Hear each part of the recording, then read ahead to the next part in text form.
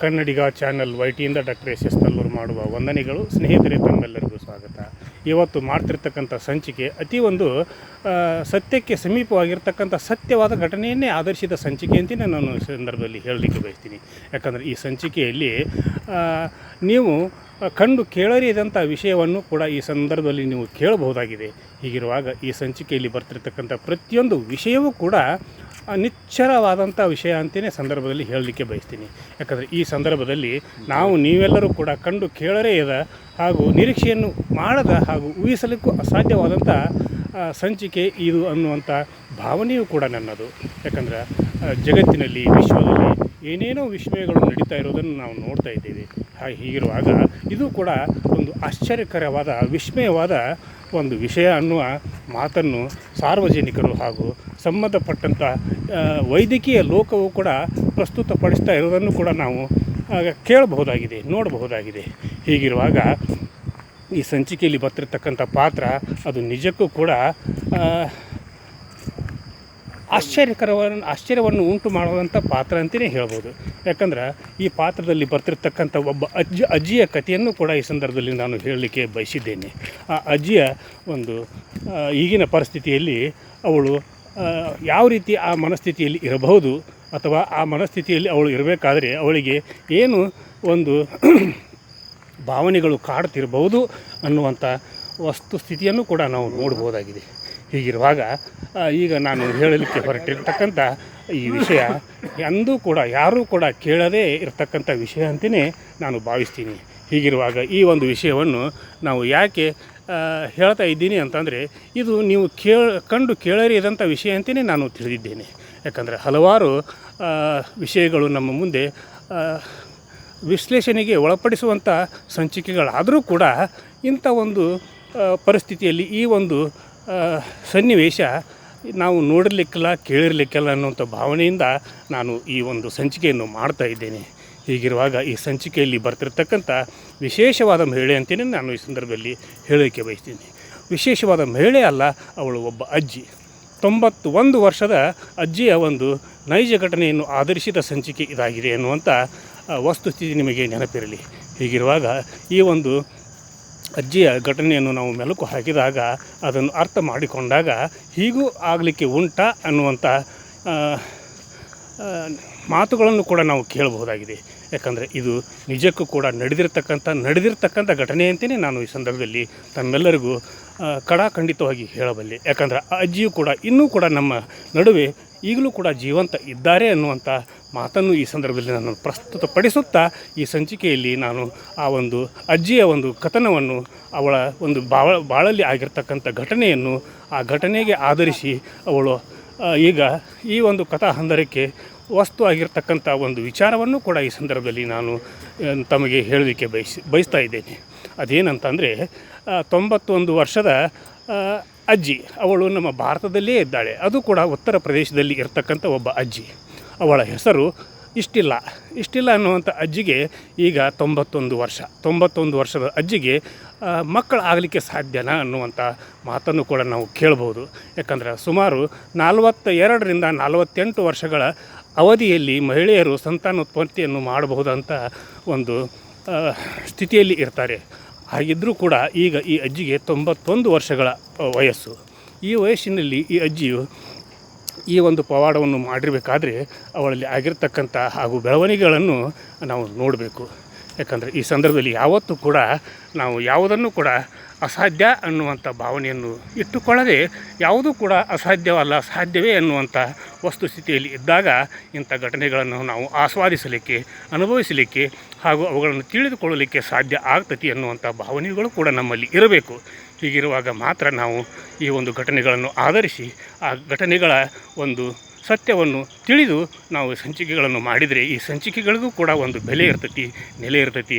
ಅದು ಕೂಡ ವೀಕ್ಷಕರಿಗೆ ಹಾಗೂ ಸಾರ್ವಜನಿಕರಿಗೆ ಸಮೀಪದಲ್ಲಿರ್ತೈತಿ, ಅವರ ಹೃದಯಕ್ಕೆ ನಾಡ್ತತಿ ಅನ್ನುವಂಥ ಮಾತನ್ನು ಕೂಡ ಈ ಸಂದರ್ಭದಲ್ಲಿ ನಾನು ಮಾರ್ಮಿಕವಾಗಿ ಹೇಳಬಲ್ಲೆ. 91 ವರ್ಷ ಎಷ್ಟಿಲ್ಲ ಹಾಗೂ ಅವಳ ಪತಿ ಇಮ್ಯಾನ್ಯುಯಲ್ ಅವರ ಗತೆಯನ್ನು ನಾನು ಈ ಸಂದರ್ಭದಲ್ಲಿ ತಮಗೆ ಹೇಳಲಿಕ್ಕೆ ಬಯಸ್ತೀನಿ. ಎಷ್ಟಿಲ್ಲ ಅನ್ನುವಂಥ ಈ 91 ವರ್ಷದ ಅಜ್ಜಿಯು ಈಗ ಗರ್ಭಾವಸ್ಥೆಯಲ್ಲಿ ಗರ್ಭವತಿಯಾಗಿರತಕ್ಕಂಥ ಒಂದು ಮಾತುಗಳು ಕೇಳಿ ಬರ್ತವೆ ಅದು ಅಷ್ಟೇ ಸತ್ಯವಾದಂಥ ಸ್ಥಿತಿಯೂ ಕೂಡ. ಹೀಗಿರುವಾಗ ಅಲ್ಲಿ ಇರ್ತಕ್ಕಂಥ ಪರಿಸ್ಥಿತಿ ಏನು, ಅದು ವೈದ್ಯ ಲೋಕಕ್ಕೆ ಒಂದು ಸವಾಲಾಗಿರ್ತಕ್ಕಂಥ ಪ್ರಶ್ನೆ. ವೈದ್ಯರು ಇದನ್ನು ಯಾವ ರೀತಿ ನಿರ್ವಹಿಸಿದರು ಅನ್ನೋದನ್ನು ಕೂಡ ನಾನು ಈ ಸಂದರ್ಭದಲ್ಲಿ ಹೇಳಬಲ್ಲೆ. ಹೀಗಿರುವಾಗ ಎಸ್ಟಿಲಾನ್ ಮತ್ತು ಇಮ್ಯಾನ್ಯುಯಲ್ ದಂಪತಿಗಳು ಉತ್ತರ ಪ್ರದೇಶದ ಒಂದು ಹಳ್ಳಿಯಲ್ಲಿ ವಾಸ ಮಾಡ್ತಾಯಿದ್ರು.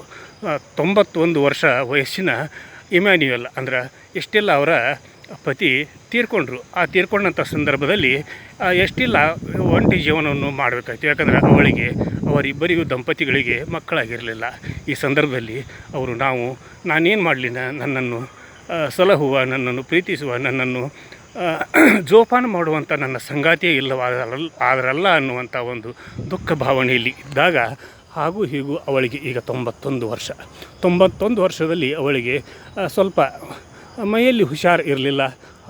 ಅಷ್ಟೇ ಯಾಕೆ ಅವಳು ಊಟ ನೀರನ್ನು ಕೂಡ ಬಿಟ್ಟಳು. ಈ ಸಂದರ್ಭದಲ್ಲಿ ಅಕ್ಕಪಕ್ಕದ ಜನರು ಕೂಡಿಕೊಂಡು ಎಸ್ಟಿಲಾಳನ್ನು ಸಮೀಪದ ಆಸ್ಪತ್ರೆಗೆ ಕರೆದುಕೊಂಡು ಹೋದರು. ಆ ಆಸ್ಪತ್ರೆಗೆ ಕರೆದುಕೊಂಡು ಹೋದಾಗ ಅಲ್ಲಿ ಆಸ್ಪತ್ರೆಯಲ್ಲಿ ಆಗಿರ್ತಕ್ಕಂಥ ಒಂದು ಘಟನೆ, ಕೇಳಿರ್ತಕ್ಕಂಥ ಒಂದು ಘಟನೆ, ಇವರಿಗೆ ಕಂಡು ಬರ್ತಿರ್ತಕ್ಕಂಥ ಒಂದು ಘಟನೆ ನಿಜಕ್ಕೂ ಕೂಡ ಆಘಾತವಾದಾಗ ಆ ಘಟನೆಯನ್ನು ಇವರು ಯಾರೂ ಕೂಡ ನಂಬಲಿಲ್ಲ. ಆದರೂ ಕೂಡ ವೈದ್ಯರನ್ನು ಅವರು ವಿಚಾರಿಸಲಾಗಿ ವೈದ್ಯರು ಕೂಡ ಇವರಿಗೆ ಹೇಳಿದರು, ಇಲ್ಲ ಎಷ್ಟಿಲ್ಲ ಅವರಿಗೆ ಈಗ ಅವರು ಗರ್ಭವತಿಯಾಗಿದ್ದಾರೆ.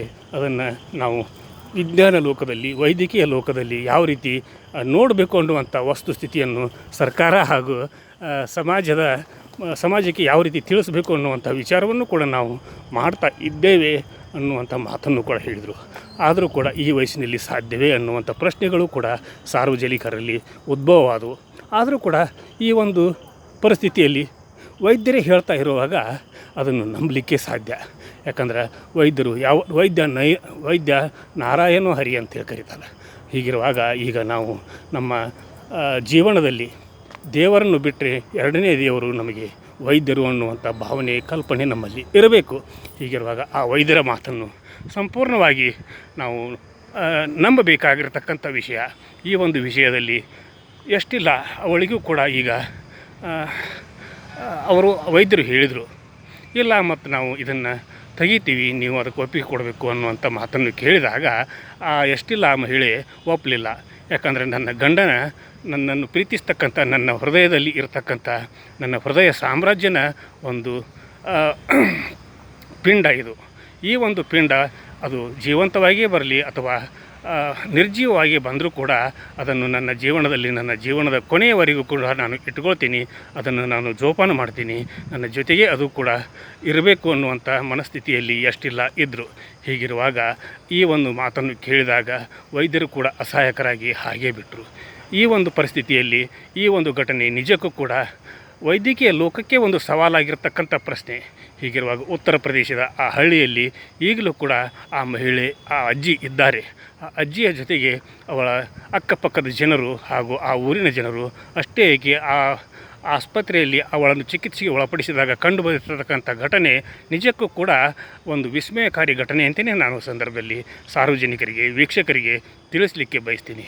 ಇದನ್ನು ವೈದ್ಯರು ಯಾವ ರೀತಿ ನಿರ್ವಹಿಸ್ತಾರೆ ಮುಂದೆ, ಅಥವಾ ಅಜ್ಜಿಯು ಯಾವ ರೀತಿ ಅದನ್ನು ತನ್ನ ಜೀವನದಲ್ಲಿ ಅಳವಡಿಸಿಕೊಳ್ತಾರೆ ಅನ್ನುವಂಥ ಮಾತನ್ನು ಕೂಡ ನಾವು ಈಗ ಎದುರು ನೋಡ್ತಾ ಇದ್ದೇವೆ. ಹೀಗಿರುವಾಗ ಈ ಒಂದು ಸತ್ಯವಾದ ಘಟನೆಯನ್ನು ನೀವೆಲ್ಲರೂ ಕೂಡ ನಿಮ್ಮ ವಾಟ್ಸಪ್ ಗ್ರೂಪ್ಗಳಿಗೆ, ಫೇಸ್ಬುಕ್ ಗ್ರೂಪ್ಗಳಿಗೆ ಹಾಗೂ ಇನ್ನುಳಿದ ಎಲ್ಲ ಸೋಷಿಯಲ್ ಮೀಡಿಯಾಗಳಿಗೂ ಕೂಡ ಇದನ್ನು ಹಾಕ್ರಿ.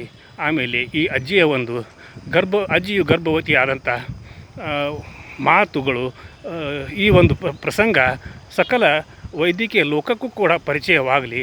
ವೈದ್ಯ ಲೋಕವೂ ಕೂಡ ಇದನ್ನು ಪರೀಕ್ಷಿಸಿ ಈ ಅಜ್ಜಿಗೆ ಹಾಗೂ ಆ ಭ್ರೂಣಕ್ಕೆ ಯಾವ ರೀತಿ